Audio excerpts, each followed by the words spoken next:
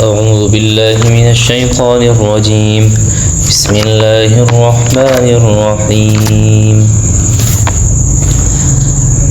وَلِلَّهِ الْمَشْرِقُ اور اللہ ہی کی ملکیت ہے مشرق والمغرب اور مغرب بھی فَأَيْنَمَا تُوَلُّوا جہاں بھی رخ کرو گے فَثَمَّ وَجْهُ اللَّهِ اللہ کی ذات کو پاؤ گے ان اللہ واسع یقیناً اللہ کی ذات بڑی وسعت والی علیم خوب خبر رکھنے والی ہے وقالوا اتخذ اللہ وہ کہنے لگے بنا لیا ہے اللہ نے ولدا اولاد سبحانہ پاک ہے وہ ذات بل لہ ما فی السماوات والارض بلکہ اسی کی بادشاہت میں ہے جو کچھ زمین و آسمانوں میں ہے کل لہ قانتون ساری کی ساری چیزیں اسی کے تابع دار ہیں بدیع السماوات والارض زمین و آسمانوں کو بنانے والا ہے وَإِذَا قَضَى أَمْرًا اور جب کسی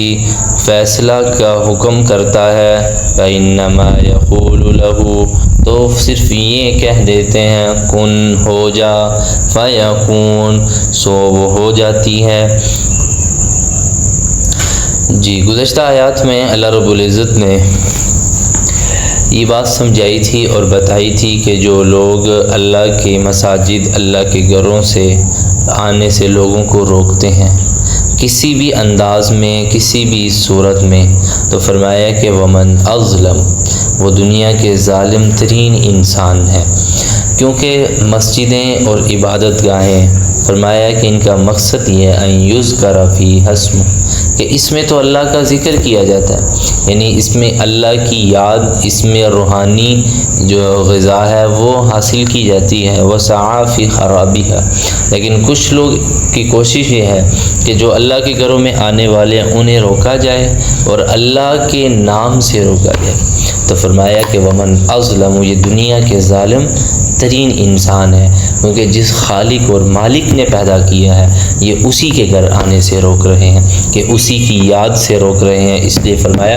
یہ سب سے بڑے ظالم ہیں تو اللہ نے فرمایا کہ ان کا پتہ ہے دنیا اور آخرت میں کیا معاملہ ہے فرمایا کہ لہم فی الدنیا خزی کہ دنیا کے اندر اللہ ان کو رسوا اور ذلیل کر دے گا اور فرمایا کہ آخرت کے اندر بھی چھوٹ نہیں ہے بلکہ سخت اور ان کو دردناک عذاب دیا جائے گا۔ ان آیات میں اللہ تعالیٰ نے ایک سوال کا جواب بھی دیا ہے اور ساتھ ساتھ اپنی ذات کے ہونے کا پتہ بھی دیا ہے۔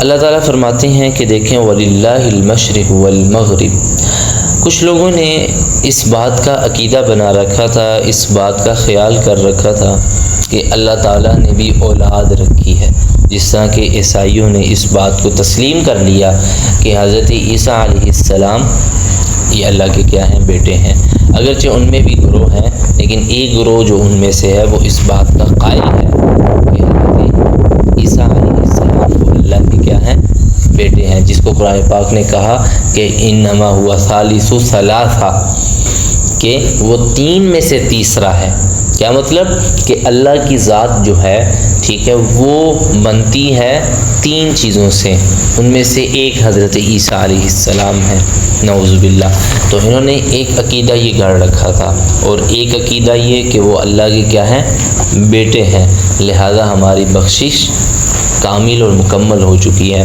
تو اللہ تعالیٰ نے مختلف انداز میں پیرائے میں اس کا جواب دیا ہے تو پہلے تو اللہ تعالیٰ نے یہ بات سمجھائی عقیدے کے بعد یہ سمجھائی کہ یہ جو مشرق ہے یہ مغرب ہے یہ دنیا کا نظام ہے وَلِلَّهِ اکیلا اللہ کی ذات اس کی کیا ہے مالک اور بادشاہ ہے وَلِلَّهِ یہاں لام جو ہے یہ تملیک کے لیے کہ یعنی انسان کسی کو کسی کا مالک سمجھ رہا ہے تو اللہ فرماتا ہے وَلِلَّهِ یعنی اس سارے نظام کا مالک کون ہے وہ اللہ کی ذات ہے تو پھر آگے اللہ تعالیٰ نے ایک اور بات حل فرما دی فَأَيْنَمَا تُوَلُّوا فَثَمَّ وَجْهُ اللَّهِ کہ جہاں کہیں بھی تم رخ کرو گے تمہیں اللہ کی ذات کے نظارے نظر آئیں گے انسان دور نہ جائے سب سے پہلے اپنی ذات میں غور کر لے کہ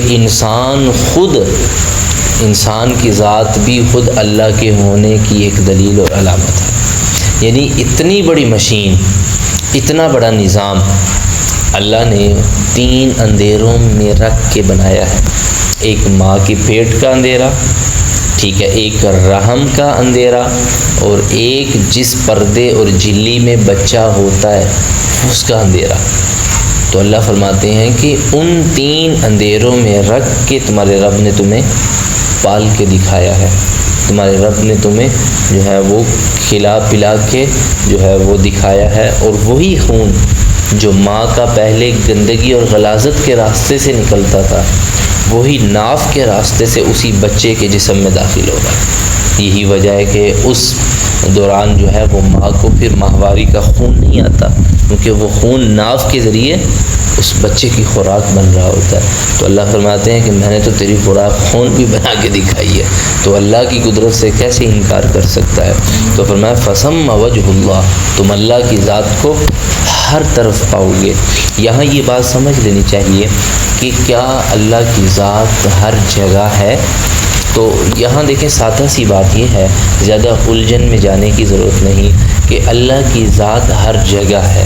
حقیقت کیا ہے، کیفیت کیا ہے، وہ اللہ ہی جانتے ہیں.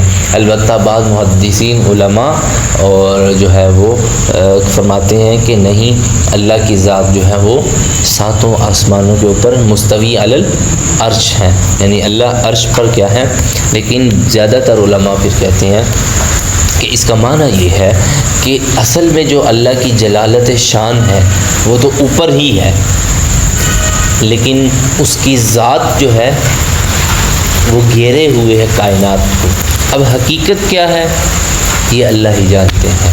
لہذا دونوں طرح کے نظریات ہیں کہ اللہ کی ذات آسمانوں پر بلند ہے، جیسے بعض مقامات پر الرحمن علی العرش استوى، ٹھیک ہے، اور بعض کہتے ہیں کہ نہیں، اللہ کی ذات وَهُوَ مَعَكُمْ، اللہ کی ذات تمہارے ساتھ کیا، فَإِنَّمَا تُوَلُّوا فَثَمَّ. وہ ان آیات سے استدلال کرتے ہوئے کہ اللہ کی ذات کیا ہے، ہر جگہ ہے. حقیقت کیا ہے؟ اب یہاں ایک سوال پیدا ہوتا ہے کہ پھر تو ایسی جگہ بھی ہیں جو بہت گندی جگہ ہیں. تو آپ اگر یہ بات کریں تو بالکل غلط بات ہے. دیکھیں، ایک ہوتا ہے ہونا، ایک ہوتا ہے کسی چیز میں ہونا. میں اور ہونا، اس میں کیا بڑا فرق ہے.